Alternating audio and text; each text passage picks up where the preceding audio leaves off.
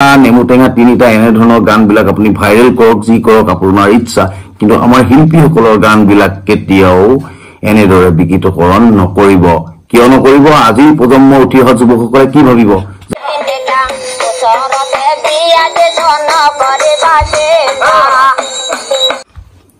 এই আফিয়া খাতুন বাইদেউ, আপুনি আম টেঙা তিনিটা নেকি? এই গানটো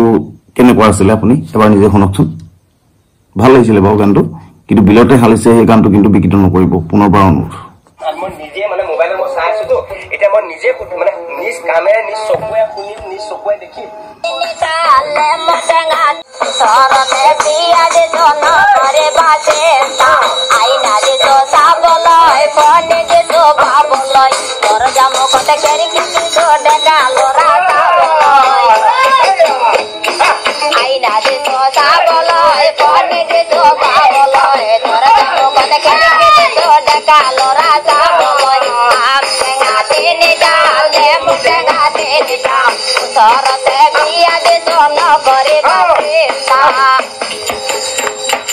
এই বাংলা ভাষী মানুহগৰাকী কি আছিলে? আফিয়া খাতুন।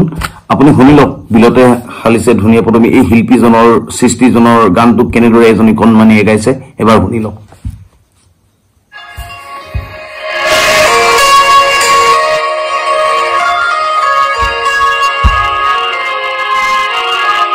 শুনি লওক ভালকে।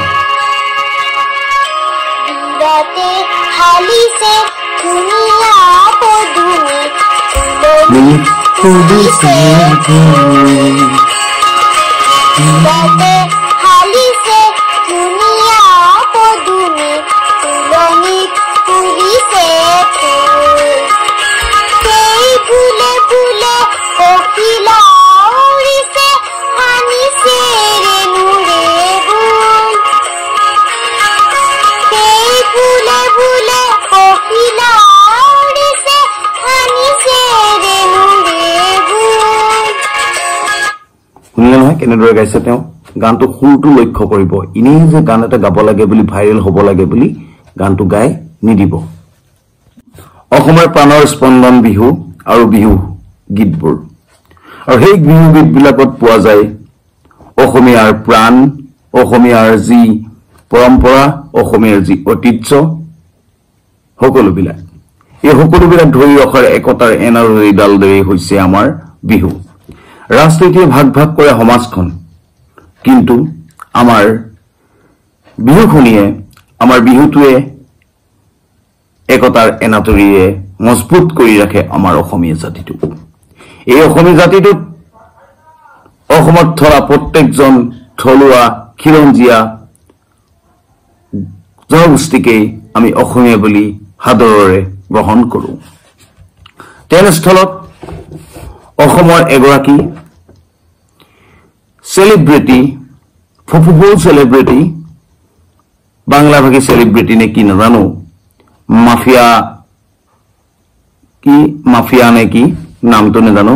চাফিয়া খাতুন নে কি, তেওঁ এটা আমাৰ শিল্পী, আমাৰ জ্যোতিপ্ৰসাদ আগৰৱালা আৰু বিষ্ণুপ্ৰসাদ ৰাভাৰ তেনেধৰণৰ নমস্য ব্যক্তিসকলৰ গানবিলাক যেতিয়া বিকৃতকৰণক গায়, তেতিয়া আমাৰ হয়তো চাগে খং উঠে, আমাৰ অন্তৰত বহুত খং উঠে। তেওঁ বিকৃত কৰক, আজিৰ দিনৰ গান কিছুমানক বিকৃত কৰক, কিন্তু আমাৰ যিবিলাক চিৰসেউজ গীত,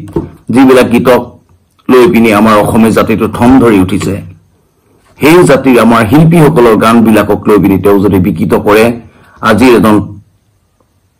যুৱক হিচাপে, এজন তেজাল ডেকা হিচাপে আমি কেতিয়াও মানি ল'ব নোৱাৰো। গতিকে থানাত কেছ দিয়াটো স্বাভাৱিক কথা। হয়তো চাগে তেওঁৰ কিছুমান মানুহে হয়তো বেয়া পাব পাৰে যে এই এগৰাকী সহজ সৰল মানুহক কিয় কেছ কৰিলে, কিন্তু কেছ কৰিবই, কিয় নকৰিব? আমাৰ এজন নমস্য ব্যক্তি, আমাৰ এজন স্বৰ্গীয়, আমাৰ এজন শিল্পী, শিল্পীৰ গানক লৈ পিনি তেনেদৰে বিকৃত সুৰক লৈ পিনি বিকৃত সুৰীয়া কৰি পেলালে আমি হয়তো ভাল নাপাম। অসমত হয়তো চাগে এনেকুৱা এজন ব্যক্তি বা গান গোৱা মানুহ নাই যিজনে হয়তো চাগে আমাৰ অসমীয়া শিল্পীসকলক লৈ পিনি এনেকুৱা বিকৃতকৰণ কৰি পিনি গানবিলাক চাগে ছচিয়েল মিডিয়াত দিছে। আপুনি চাগে এবাৰ দুবাৰ নোৱাৰিব পাৰে, হাজাৰবাৰ চেষ্টা কৰি শিল্পীৰ সুৰেৰে গাওক, শিল্পীৰ সুৰেৰে সুৰৰ তাল কৰি তোলক, কিন্তু এনেকুৱা নহয় যে আপুনি পপুলাৰ হম বুলি ভাইৰেল হম বুলি আমাৰ শিল্পীৰ গানসমূহ লৈ পিনি আপুনি বিকৃতকৰণ কৰিব বা পপুলাৰিটি পাব বা সেলিব্ৰিটি হ'ব বা ভাইৰেল কৰিব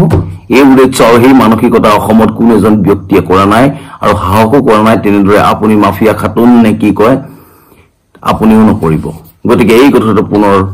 আপোনাক হকিয়াই দিছো এইগৰাকী মানুহ শাস্তি হ'ব নালাগে তেওঁৰ ওপৰত কাৰণ এগৰাকী দুখীয়া ঘৰৰ পৰা তেওঁ ওলাই আহিছে গান গাইয়ে ভাইৰেল হৈছে ৰাইজে একচেপ্ট কৰিছে কাৰণে মহিলাগৰাকী বাৰে বাৰে ভাইৰেল হৈ আছে ঠিক আছে গান গাই ভাইৰেল হৈছে কিন্তু তেওঁ কিয় বিকৃতকৰণ কৰিব লাগে তেওঁ অসমীয়া শিল্পীৰ গানসমূহ বিকৃতকৰণ কৰিলে আমাৰ অসমীয়া মানুহৰ খিলঞ্জীয়া যুৱকসকলে কেতিয়াও মানি ল'ব নোৱাৰে শুনি লওক তেওঁৰ কথাবিলাক সেইবিলাক আছে পুলিচ প্ৰশাসন গোটেইবিলাকে মোৰ আমটেঙা আৰু নিমটেঙা গান লগাইছে আমতলা বজাৰত মোৰ লগতে দেখা হৈছে আমটেঙা দুটা নেমু টেঙা তিনিটা এনেধৰণৰ গানবিলাক আপুনি ভাইৰেল কৰক তাত আমাৰ কোনো দ্বিমত নাই কিন্তু জ্যোতিপ্ৰসাদ আগৰৱালাৰ তথা বিষ্ণুপ্ৰসাদ ৰাভাৰ বিলতে হালিছে ধুনীয়া পদুমী ফুলনিত ফুলিছে ফুল এই গানবিলাক বিকৃতকৰণ কৰিলে আমাৰ অসমীয়া আজিৰ যুৱ প্ৰজন্মই এজন ব্যক্তিও মানি নলয় কিয়নো এইবিলাক হৈছে আমাৰ হৃদয়ৰ হাড়ে হাড়ে হিমজুৱে তেজৰ ৰক্ত কণিকাৰে বিয়পি থকা একোটা গান এই গানবিলাক লৈ পিনি যদি তুলুঙা মন্তব্যৰে বা তুলুঙাৰে আপুনি যদি হেনেদৰে গাই পিনি যদি ভাইৰেল হম বুলি ভাবিছে এইটো মূৰ্খৰ চকত পাপ কৰিছে এই মাফিয়া খাতুন আপুনি শুনি লওক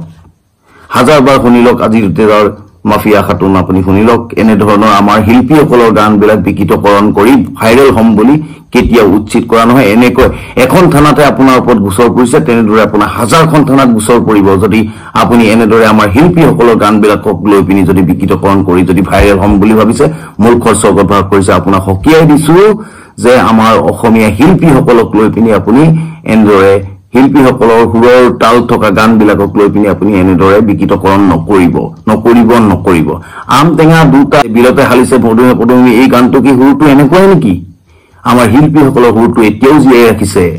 কোনো এজন শিল্পী সাহস কৰা নাই যে এই গানবিলাক আমি বিকৃতকৰণ ৰূপত গাওঁ গতিকে আপুনিও তেনে সাহস কৰাৰ ধৃষ্টতা আপোনাৰ নাই গতিকে অসমত আছে যেতিয়া অসমীয়া মানুহৰ বায়ু পানী মাটি সকলোবোৰ খাইছে যেতিয়া অসমীয়া হাড়ে হিমজুৱে মিলি যাবলৈ চেষ্টা কৰক অন্যথা ভয়ংকৰ হ'ব গতিকে এনেধৰণৰ গানবোৰ নেগাব গতিকে অসমীয়া শিল্পী হৈ আমাৰ ফালৰ পৰা এটা অনুৰোধ অসমীয়া বিহু বুলি ক'লে কি হ'ব বিহু গীতবিলাক কেনেকুৱা আছিলে চততে চকৰি বহাগত বগৰী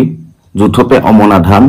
গৰু বিহু দিনাখন আশীৰ্বাদ ললেহে বকিন্দত পাবা থান এই গীতবিলাকৰ কিমান ধুনীয়া ধুনীয়া অৰ্থ আছিলে স্বৰ্গদেউ ওলালে বাটচৰাৰ মুখলৈ দুলিয়ে পাতিলে দোলা কাণত জিলিকিলে নৰা জাংফাই গাত গুমচেঙৰ চোলা চৰাই চিকুণ তেলীয়া হাৰেং মাছৰ চিকুণ মালি স্বৰ্গদেউ চিকুণ কেঁকুৰা দোলাখন শুকাই গজে পুৰৰ আলি বিহু নামত অনেক কাহিনী থাকে ইয়াৰ স্বৰ্গদেউৰ কাহিনী ৰজাৰ কাহিনী কিছুমান প্ৰজাৰ কাহিনী